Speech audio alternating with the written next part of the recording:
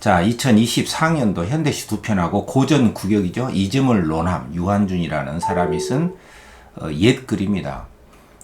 이 세 개 지문이 이제 융합형으로 출제가 된 건데, 최근에 출제된 이 따끈따끈한 문제이기도 하고, 무엇보다도 문학 출제의 논리를 여실히 보여주는 문제이기 때문에 여러분들이 정말 집중해서 공부를 해 주셔야 됩니다.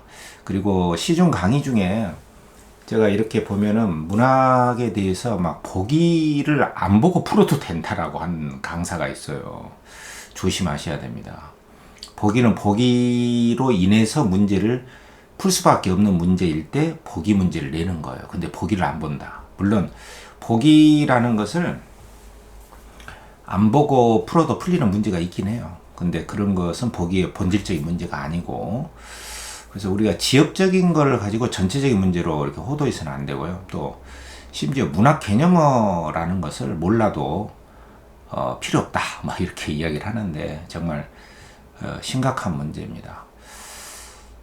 물론 이제 개념어가 없어도 문제를 풀 수가 있는 문제가 있긴 하죠. 근데 문학 개념어라는 게 출제의 논리라든가, 말하자면은 그 창작의 원리를 집약한 그 핵심 키워드예요. 단순한 사전의 뜻풀이가 아니거든요. 그래서 여러분들이 이런 것들을 잘 살피면서 정말 시험장에 딱 들어가서 어떤 상상한다든가 공감한다든가 이런 거 하지 말고 곧장 문제를 풀 수가 있어야 돼요. 제가 계속 강조하는 이야기 아닙니까? 문학은 일단은 맞고 틀림을 여러분들이 이렇게 빨리 체킹을 해야 된단 말이에요. 물론 이제 문학에서 맞고 틀림을 논한다는 게 좀 어불성설이긴 해요. 그래서 이제 그 유명한 소설가들이나 시인들은 자기 작품이 교과서에 실리는 걸 반대를 합니다. 왜냐하면 너무 그 단순하게 이걸 시험 문제 출제해가지고 자기가 쓴 거를 여러 가지로 해석을 할 수도 있는데, 그걸 맞고 틀림의 문제로 이렇게 활용을 한다는 것 자체가 조금 막 그 생리 안 맞다 이거죠. 그렇지만 문학이라는 걸 도구로 해서 입시에서의 그 성적을 매기는 문제로 도구로서 활용한 것이에요. 그러니까 이런 한계와 특징을 여러분들이 잘 알고 거기에 맞게 공부를 해야 됩니다.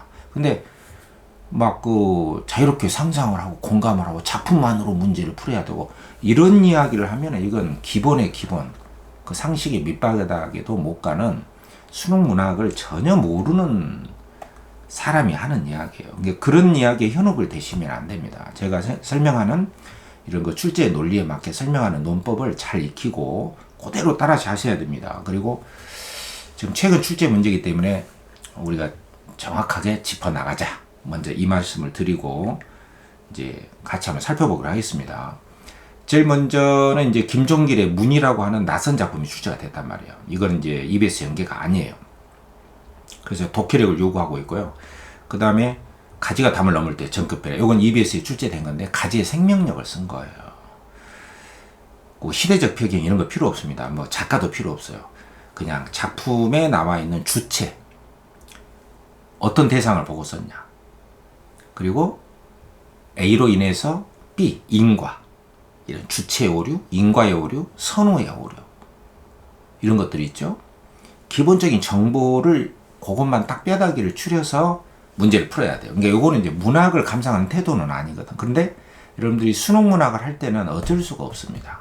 저도 문학 전공자지만 여러분들에게 필요한 방식으로 제가 비법을 전수해 드리는 것이거든요. 그러니까 이런 논리들을 잘 익히고 그냥 밀고 나가면 돼요. 그리고 답은 고전 구격이기 때문에 융합형이단 말이에요.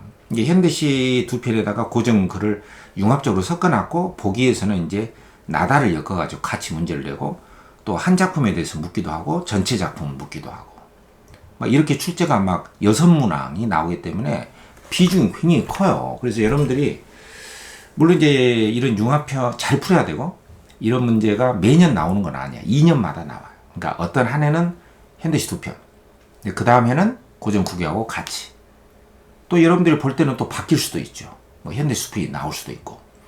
그래서 매년 이렇게 현대시 두 편, 고전 구격이 나오는 건 아니고 경연제로 현재 한 5년째 지속이 되고 있다. 이미 지금 우리 기출문제 해설하면서 우리가 보고 있잖아요.